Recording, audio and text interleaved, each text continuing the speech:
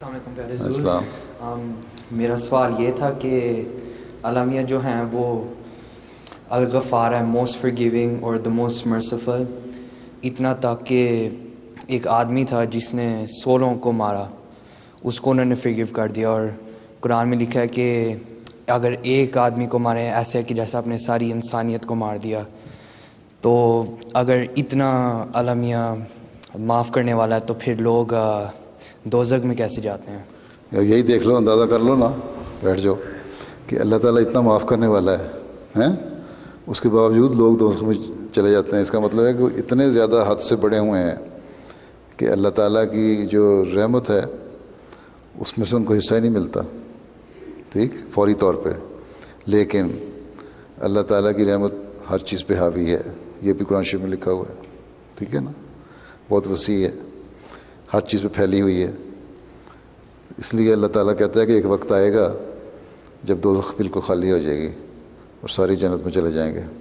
اس کا مطلب یہ نہیں ہے کہ ہم پہلے گناہ کریں اور پھر ضرور دوزخ میں جائیں اور پھر جنت میں جائیں، ٹھیک ہے. اللہ تعالیٰ نے فرمایا کہ یہ نیکی کا راستہ، یہ برائی کا راستہ ہے. تم لوگ میری رحمت سے حصہ لیتے رہو گے اگر نیکیاں کرتے رہو گے، ٹھیک. اور یہ فیصلہ اللہ تعالیٰ نے کرنا ہے، ہمیں نہیں پتہ، کوئی انسان نہیں کر سکتا. 2 شخص تھے، ایک نمازیں نہیں پڑھتا تھا یا گناہ کرنے والا تھا، ایمان نہیں لانے والا تھا، صحیح طرح ایمان پہ قائم نہیں تھا.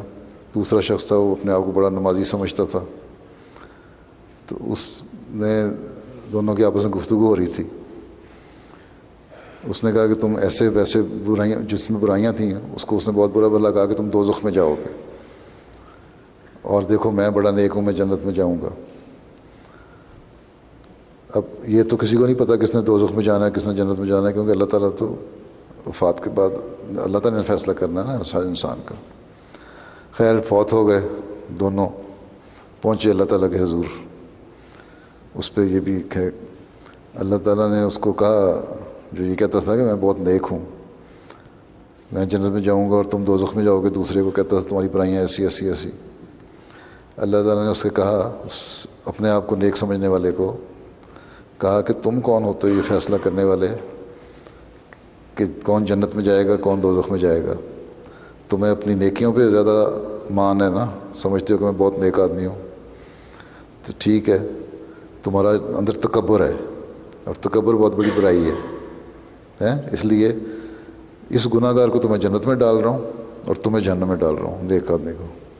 اس لیے کوشش یہ کرنی چاہیے کہ جو جو برائیاں انسان میں نہ ہوں، اللہ تعالیٰ کو راضی کرنے کی کوشش کی جائے. اللہ تعالیٰ بے نیاز بھی ہے، ٹھیک ہے، اس کو کسی کی پرواہ نہیں ہے کہ کون دوزخ میں جاتا ہے یا کس طرح نہیں جاتا. ہاں، اس کی رحمت بہت وسیع ہے. اگر نیکی کرو، اتنی بات پہ دیکھو، ایک شخص کو کہ جذبات کو اس نے ٹھیس پہنچائی اور یہ فیصلہ کر دیا کہ تم دوزخ میں جاؤ گے، اس کو دوزخ والے نیک کام کرنے والے کو اللہ تعالیٰ نے جنت میں ڈال دیا، اور نیک کام کرنے والا دوزخ میں اس لیے چلا گیا کہ وہ اپنے آپ کو بڑا نیک اور سمجھتا تھا اور تکبر تھا اس میں.